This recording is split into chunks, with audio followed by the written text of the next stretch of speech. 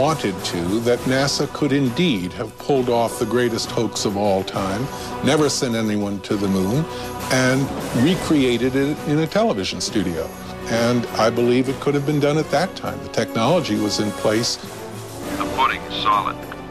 The surface seems powdery. The surface is fine and powdery. I can pick it up loosely with my toe.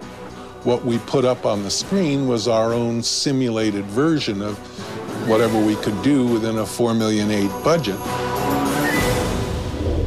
But with NASA's $40 billion budget, Kaysing believes they had the resources to pull off a hoax if they couldn't make it to the moon. The reason I believe that NASA and the government faked the moon landing was basically it was technically impossible to do it. And they simply had to come up with some sort of alternative that they felt the public would believe. Kaysing theorizes that the lunar landings were actually filmed in Nevada's high desert, at the top secret military base known as Area 51.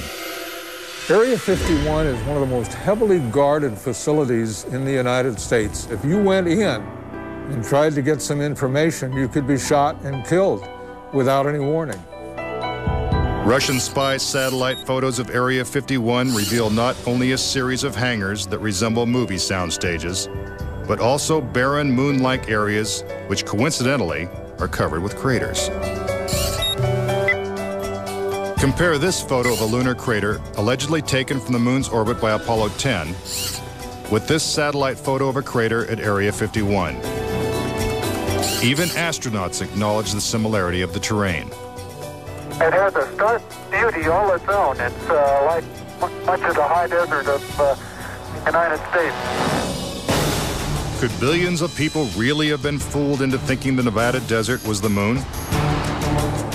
Kaysing believes it's possible, and maybe the real reason Area 51 is so heavily guarded.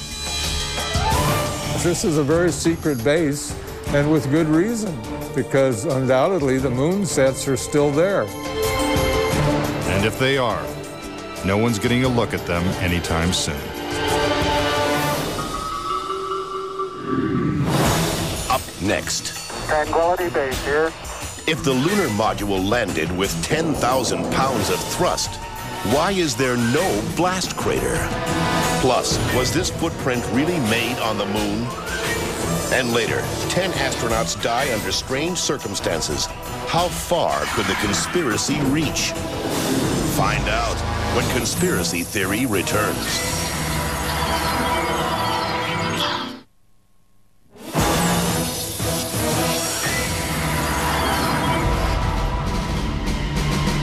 We've all been led to believe that on July 20th, 1969, the Lunar Excursion Module, also known as the LEM, carried American astronauts to the surface of the moon. But could it have simply been a prop lowered by wires onto a movie set? Bill Kaysing says that this may explain the absence of engine noise in the official NASA footage.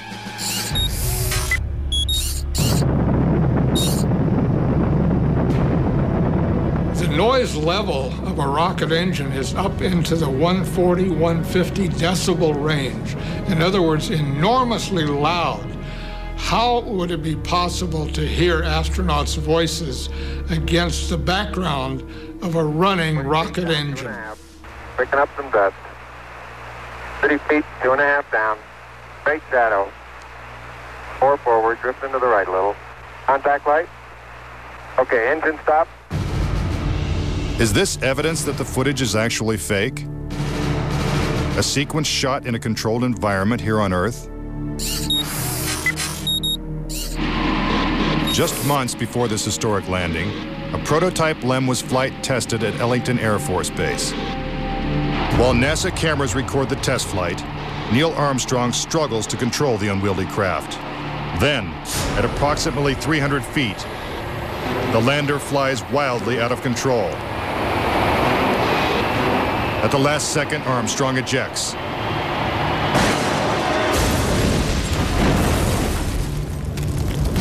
And floats to safety.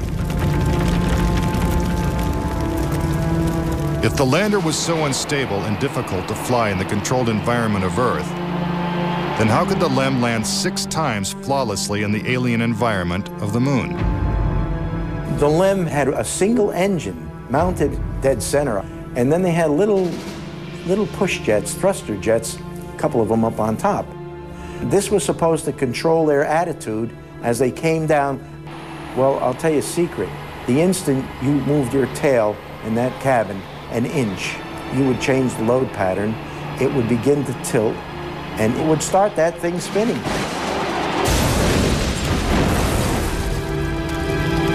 The arguments that have been arrayed on the side of those who believe that the lunar landings were a hoax are very elaborate, and they have to be to support a theory like this.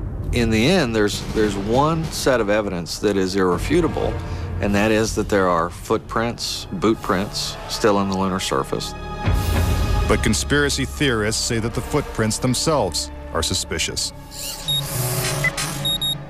The surface appears to be very fine-grained as you get close to it. It's almost like a powder.